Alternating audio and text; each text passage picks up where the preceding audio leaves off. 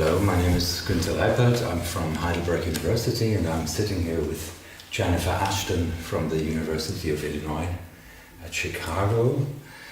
Jennifer is an expert on poetics and the history of poetry, and at the moment she is writing a book on contemporary poetics, poets since 2008. And we have spent several days on a conference on aesthetics, and Jennifer has just given her paper. Jennifer, let's begin by thinking about, or maybe you can tell us about, I'd like to invite you to give us your take on the location of poetry at this very moment, especially the moment that you're focusing on after 2008. Sure, yeah, thanks for the question, Gunter. It's great to talk with you about this stuff.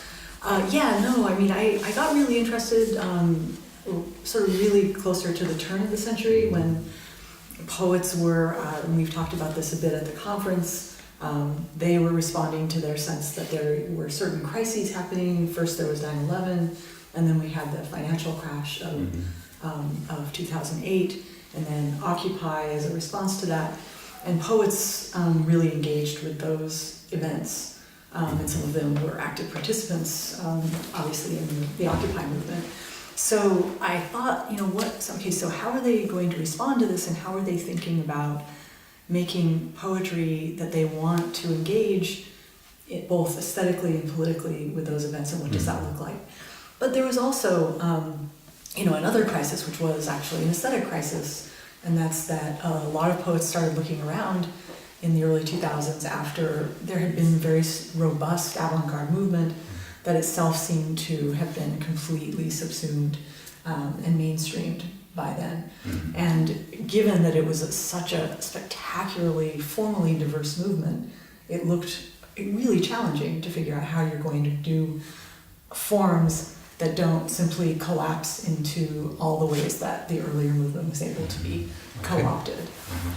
Can you talk a little bit about the various ways in which these poets respond to these issues? Yeah, I mean, for sure, I'd say there's sort of two movements going on either side of a divide. Mm-hmm. One movement really saw the preceding avant-garde movement, which I would identify largely with language poetry, and they saw this as a kind of attack on really very beloved structures of the lyric, and saw this perhaps as an opportunity, this kind of collapse of the language movement, as an opportunity to recoup and come up with more inventive ways of deploying the lyric.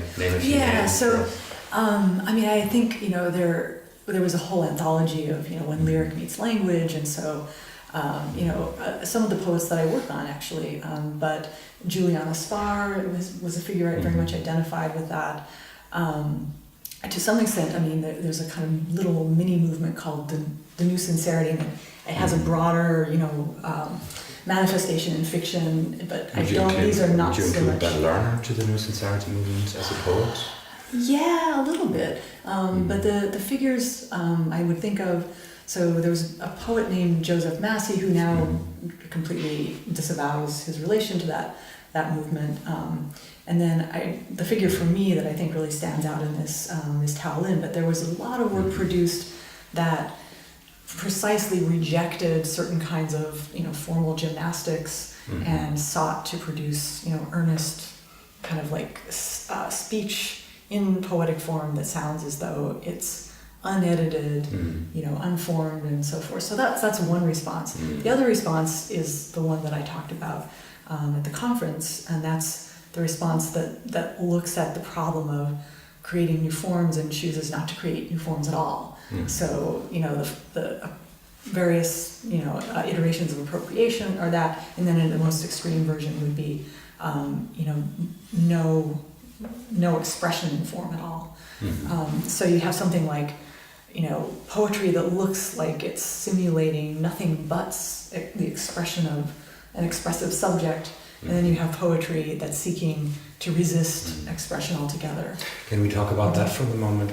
What do you think is the status at this very moment of the lyric subject as as a poetic device, and I'm asking because postmodernism, I mean, the resistance to the lyrical subject goes back 40 years now, right? And the language poetry, they have this long history of lambasting the lyrical eye. Modernism too.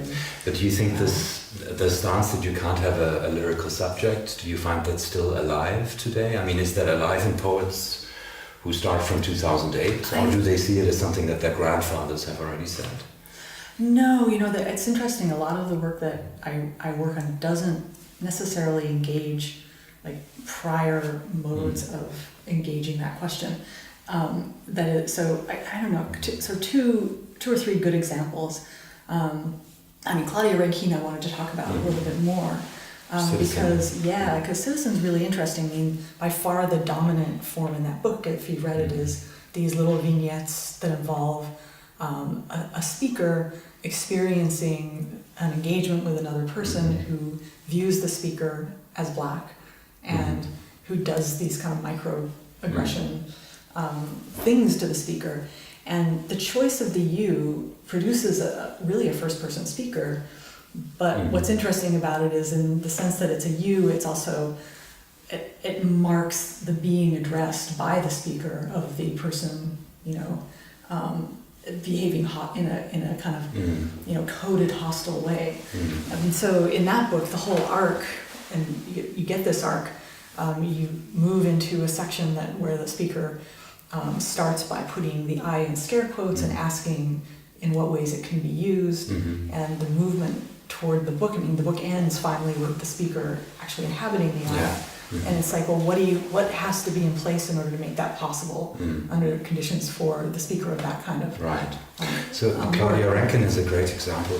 How would you say that she's actually putting up aesthetic resistance to the problem, or wouldn't you rather say that she's a much more straightforward political poet, as opposed to the conceptual poets that you also mentioned, who have a very different stance? The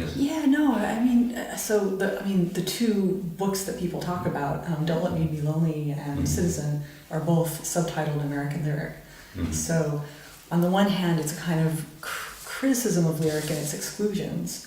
So the black subject is excluded in some ways. But it's also, I think, very much an attempt to value what the lyric represents and to try to reclaim it, and to reclaim it in spite of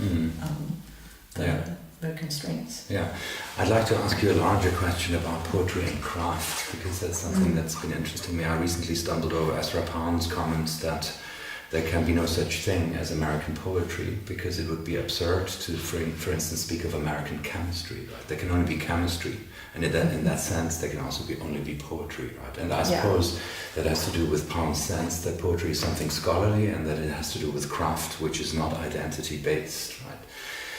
Do you think that you see an ethic of craft in these new movements as well, or do you think if they have an ethic of craft, they wouldn't use the terms, they would have to sort of not use the Poundian terminology? What's your sense? Oh, that's a really interesting question.